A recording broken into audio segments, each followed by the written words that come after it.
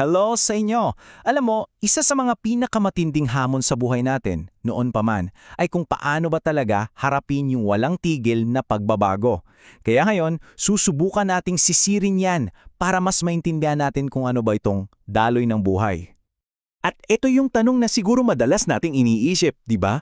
Bakit nga ba tayo naiinis sa isang bagay na, well, hindi naman talaga natin mapipigilan? Yan ang tanong na susubukan nating sagutin.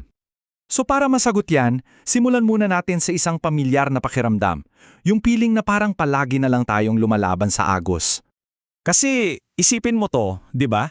Yung paborito mong kainan, yung isang pagkakaibigan, o kahit na yung kung sino ka kahapon. Madalas, kaya tayo nadidismaya kasi umaasa tayo na lahat yan mananatili lang. Pero, ganun nga ba talaga? At dito natin nakikita yung conflict. Kasi sa isip natin, ang gusto natin, steady lang, dapat lahat, permanente. Pero ang katotohanan, halos lahat ng bagay sa mundo, gumagalaw, nagbabago. At sa pagitan ng dalawang yan, sa pagitan ng gusto natin at ng kung anong totoo, doon nabubuo yung sama ng loob natin. Kaya ang pinaka-importanting lesson dito ay ito. Sa tuwing kinaiinisan natin ang pagbabago, parang niloloko lang natin ang sarili natin na may choice tayo. Pero sa totoo lang, para lang tayong sumusubok na humawak ng hangin. Imposible! At sobrang nakakapagod, di ba? So kung nakakapagod palang lumaban sa agos, paano kung may ibang paraan para tingnan ang lahat? Dito na ngayon papasok ang isang napakagandang konsepto mula sa mga sinaunang pilosopo, ang ideya ng ilog ng pag-iiral. At ito namang pundasyon ng mahat galing sa pilosopong si Heraclitus. Sabi niya, walang sinumang tao ang makakatapak sa isang ilog ng 2 beses. Sandaling pag-isipan yan. Ano kaya ang ibig sabihin yan? At yang idea na yan, pilawak pa ng isang sikat na Roman emperor at Stoic philosopher, si Marcus Aurelius. Para sa kanya, ang buong universo para siyang isang ilog na walang katapusan ang daloy. Lahat ay palaging nagbabago at halos walang nananatiling tahimik.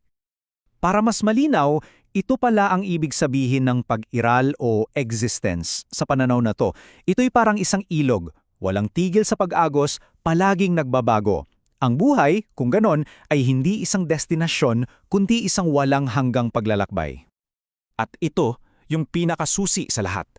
Bakit hindi ka makakatapak sa isang ilog ng 2 beses? Kasi sa pangalawang tapak mo, hindi na lang yung ilog ang nagbago.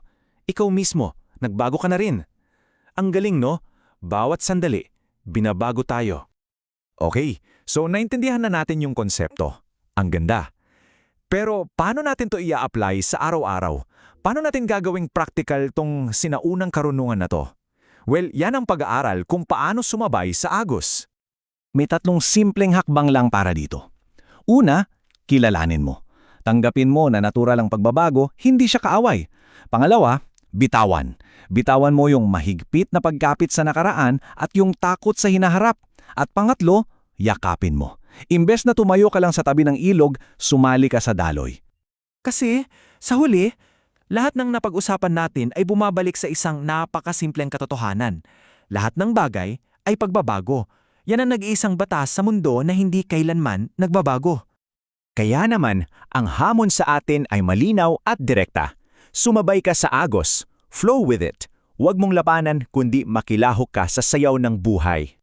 Kaya bago tayo magtapos, iiwan ko sa iyo ang tanong na to para pagnilayan mo. Kung ngayon, sa sandaling ito, pipiliin mong bumitaw at sumabay sa agos, iniisip mo ba kung saan ka kaya posibleng dalin nito?